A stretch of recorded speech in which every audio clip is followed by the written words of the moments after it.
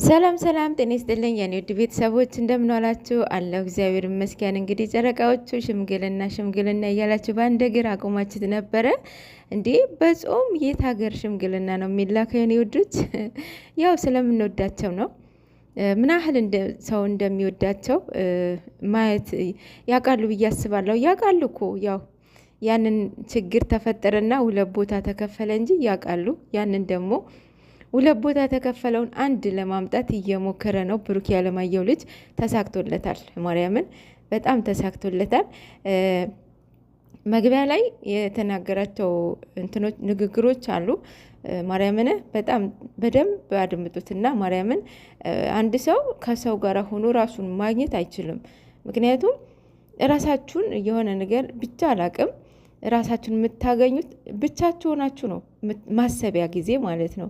ማሰቢያ ጊዜ ሱባኤ ያለ ሱባኤ የሚያዘው ለምንድን ነው? ከእግዚአብሔር ጋር መገናኘት አይደለም።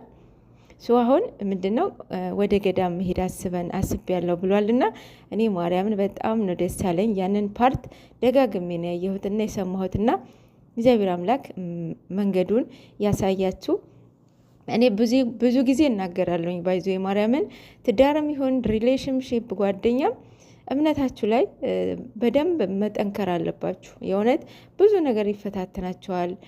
ብዙ ነገር ሴጣን እኮ እራሱ አይደለም እኮ የሚመጣው በጓደኛ በዘመድ በቤተሰብ በቃ በእህት በወንድም አድሮ ነው የሚመጣው። እና እናንተ ሁሌ አለማዊ ከሄዳችሁ ሁሌ አለማዊ ከሆናችሁ የማይጨፍርበት የማይኖርበት ምንም ምክንያት የለም ማለት ነው። እና አሁን ብሩክ ይህ ሀሳቡ እንዴት እንደመጣለት በጣም ለእኔ ገርሞኛል።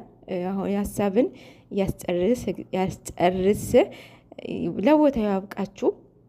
በጣም ደስ ብሎኛል እኔ ባይዞ ማለት ነው። አዎ መሄድ አለባችሁ።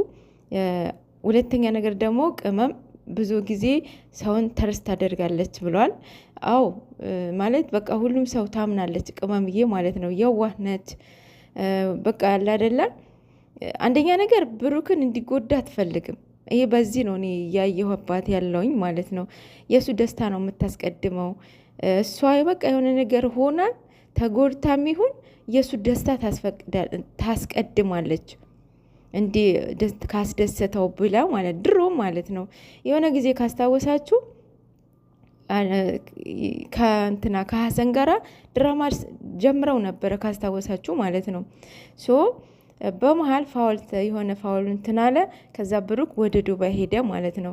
ከዛ ዱባይ ሲሄድ ተመልሶ መጣ።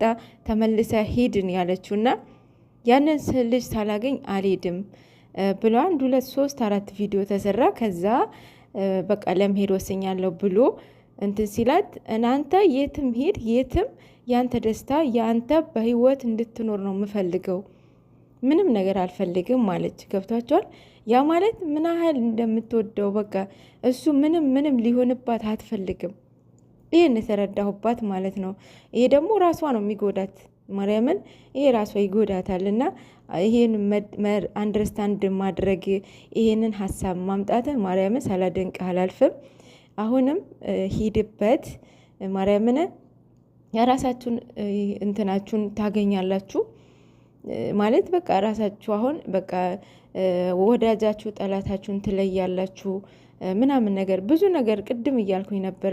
ብዙ ነገር ያስተምራችኋል ያንን ቤት እያልኩ ነበረ። እና ያስተምራችኋል ማለት ነው። ሌላው ቅመምዬ የኔ ቆንጆ የኔ እናት የኔ ቀበጥ ማለት ነው። እንደዚህ ሆነች ስላየዎች በመጀመሪያ ደረጃ አምሶ ሀፒ ከዛ ሲቹዌሽን ወጥተሽ ማለት ነው። አይኖ ደስተኛ ነሽ፣ ደስተኛም ትሆኛለሽ። ከኔ ጋር አልሆናችሁም ወደ ብሩክ ተገለበጣችሁ ብለሻልና የኔ ቆንጆ የኔ እናት ያው አይደለም አንቺ እውነት በሌለበት ይቅርና ጀስት ከፍቅረኛው ተጣልቶ የሆነ ነገር ሬሊ ገጥሞት ራሱ የሆነ ነገር ቢሄድ የሆነ ሀገር ቢሄድ እኔ በግሌ ፑሽ አላደርግም፣ አላበረታታውም። ቅመም የኔ ቆንጆ አሁን እሱ ብሩክ የገጠመውን ነገር እውነት ባልሆነ ነገር የሰው ወሬ ነው እንደዚህ እያጣላችሁ እያለ መጋፈጥ እንጂ መሸሽ አይደለም። ማርዬ የኔ ቆንጆ የምትወጁን የሚወድሽን የሚያፈቅርሽን የምታፈቅሪን ሰው አሳልፈሽ በመስጠት አንቺ ራስሽን መስዋዕትነት ከፍለሽ መሄድ መውጣት አይደለም። እንደዚህ አይነት ደግሞ ማናችንም ፑሽ አናደርግም አንደግፍም ማለት ነው። የኔ ቆንጆ ፍቅር ያሸንፋል። ቅመም የኔ ቆንጆ እኛን እህቶችሽ እኮ 2 ዓመት ብለሽ፣ ስለዚህ ፍቅር ያሸንፋል። ተሸንፈሻል። ባይዘው ጠባብ ቤት ብዙ ነገር እንድታዩ ያደርጋቸዋል። ብዙ ነገር ያስተምራቸዋል። ማርያምን ያው እኔም ወጪ ስወጣ እሷ ብቻዋ ነው የምትሆነው። የዛኔ ራሷም ታገኛለች፣ የምታስብበት ታይም ይኖራታል ብሏል። እና የእውነት አንዳንዴ ስማርት እኮ ነህ ማርያምን። እና ይሄ ጥሩ ሀሳብ ነው። ብዙ ነገር ያስተምራቸዋል። እና 300 ሺህ በቅርቡ አስገቧት። ሼር እያደረጋችሁ አይኖ እያደረጋችሁ ነው።